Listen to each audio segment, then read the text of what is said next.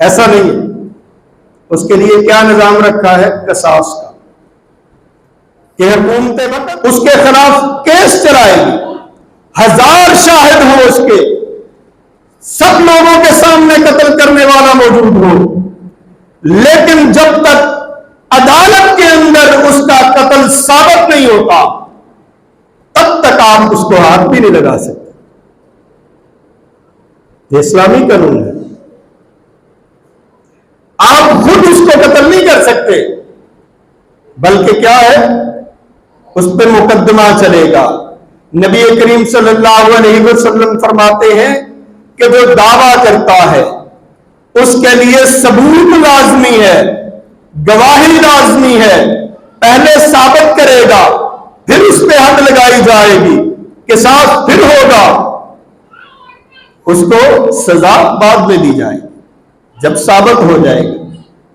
اور جو مدعا علیہ ہے، جس کے خلاف شہادت آ رہی ہے، اس کو قسم دینی ہوگی کہ میں نے نہیں کیا.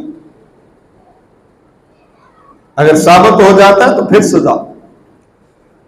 نبی کریم صلی اللہ علیہ وسلم فرماتے ہیں کہ اگر ایسے ہی چھوڑ دیا جائے، اس نے قتل کیا، جس نے قتل کیا، ان کے گھر والوں نے اس کو قتل کر دیا، تو پھر کیا ہوگا؟